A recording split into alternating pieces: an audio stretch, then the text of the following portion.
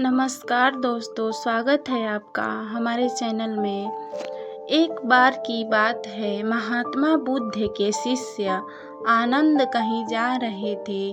रास्ते में उन्होंने देखा कि एक अधेड़ व्यक्ति एक चट्टान पर बैठा रो रहा है। वे उसके पास गए और बोले, क्या बात है वत्स, तुम कौन हो और क्यों रो रहे हो? आनंद की बात सुनकर उस व्यक्ति की सिसकियां थम गई। वह अपने आंसू पोंछता हुआ बोला, मैं पास के गांव का रहने वाला एक बदनसीब व्यापारी हूँ। मैं जो भी काम करता हूँ वह बिगड़ जाता है। व्यापार के चक्कर में मैंने अपने पत्नी के गहने गवा दिए, मैंने अपने परिवार को भी खो दिया, यहाँ तक कि मेरा घर भी गिरवी पड़ा है। मुझे तो लगता है कि मैं किसी काम का नहीं हूँ, मेरी किस्मत ही खराब है। उसकी बात सुनकर आनंद बोले, तुमसे किसने कहा वत्स कि तुम्हारी किस्मत खराब है? जरा मैं भी तो जानूं कि तुम्हारी किस्मत में क्या खराबी है। वह व्यक्ति बोला, पहले मैं खेती करता था, पर हर साल उसमें घाटा होता था। कभी सूखा पड़ जाता तो कभी ज़्यादा बारिश के कारण फसल बर्बाद हो जाती। इससे परेशान होकर मैंने व्यापार करने का निश्चय किया। मैंने पत्नी के गहने बेचकर अपना व्यापार शुरू किया, लेकिन मेरा व्यापार नहीं चला। शुरू में परिवार वालों ने मेरा साथ दिया, लेकिन जैसे जैसे मुझे नुकसान होने लगा, मेरे परिवार वाले भी मुझसे दूर हो गए। मैं यह सब उनके लिए ही कर रहा था, लेकिन अब वे लोग मुझे देखकर नजरें फेर लेते हैं और मुझे ही मेरे परिवार की दुर्दशा का जिम्मेदार ठहराते हैं। उस व्यक्ति ने एक लंबी सी सांस ली और फिर बोला, मेरा एक मित्र है, उसने भी मेरे साथ अपना व्यापार शुरू किया था। उसका व्यापार अच्छा चल रहा है। वह जब भी मेरे घर आता है तो अपनी सफलता की कहानियाँ सुनाता है। उसकी बातें सुनकर मेरे घर वाले भी कहते हैं कि उससे देख और कुछ सीख। हमें तो लगता है कि तेरे वश का कुछ भी नहीं है। उन लोगों की बातें सुन सुनकर अब तो मुझे भी लगने लगा है कि शायद मेरे वश का कुछ भी नहीं है। अब तो मुझे अपना जीवन ही व्यर्थ लगने लगा है। मेरे मन में ख्याल आता है कि अपना जीवन समाप्त कर लूं। मैं यहाँ आया भी इसी इरादे से था, लेकिन हिम्मत नहीं कर पाया, इसलिए यहाँ एकांत में बैठा विलाप कर रहा था। आनंद बोले, ओह, तो ये बात है। वैसे क्या तुम इसके अलावा कुछ और भी कहना चाहते हो? उनकी बात सुनकर वह व्यक्ति बोला, एक और मेरा हर काम खराब हो जाता है, दूसरी ओर मेरा मित्र है जो हर समय मुझे नीचा दिखाने का प्रयत्न करता रहता है।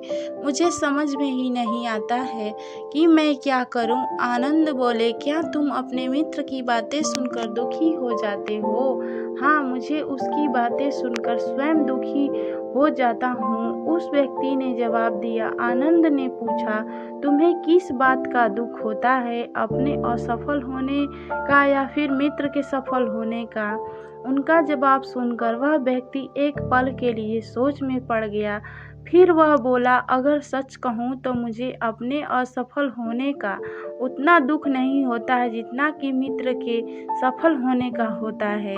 अर्थात यदि तुम्हारा मित्र असफल हो जाए तो तुम्हें खुशी होगी? आनंद ने प्रश्न किया। वह व्यक्ति बोला, हाँ, मुझे बहुत खुशी होगी। इसका मतलब है कि तुम्हारी खुशी तुम्हारे मित्र पर निर्भर है।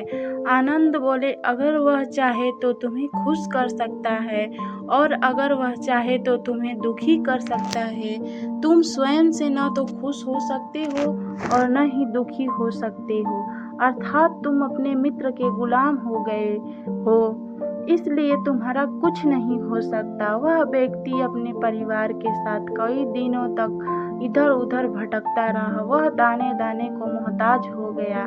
उसका बच्चा बीमार हो गया। इलाज के अभाव में वह तड़पने लगा। यह देखकर उसका हृदय चित्कार कर उठा।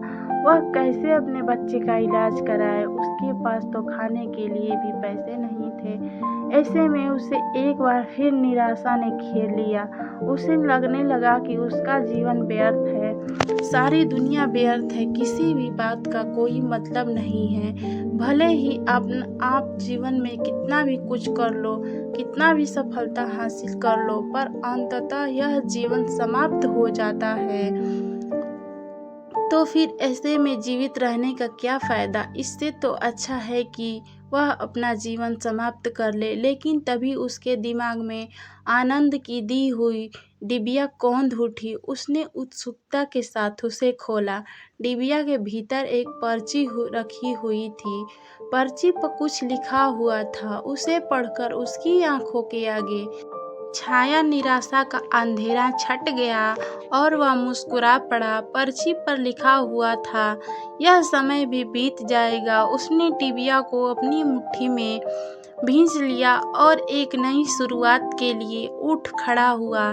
दोस्तों, अगर आप भी ऐसी ही परिस्थिति से गुजर रहे हैं तो निराशा न हो। अपने अतीत पर शोक मत करें, न ही भविष्य की चिंता करें। अपने वर्तमान को जिए और उसे बेहतर बनाने के लिए सच्चे मन से प्रयत्न करें। जल्दी ही आपकी भी किस्मत चमकने वाली है। तो दोस्तों, हमारी कहानी कैसी लगी कमेंट करके ज़रूर बताइए। तब तक के लिए मिलते हैं अगली कहानी में। तब तक के लिए जय श्री कृष्णा।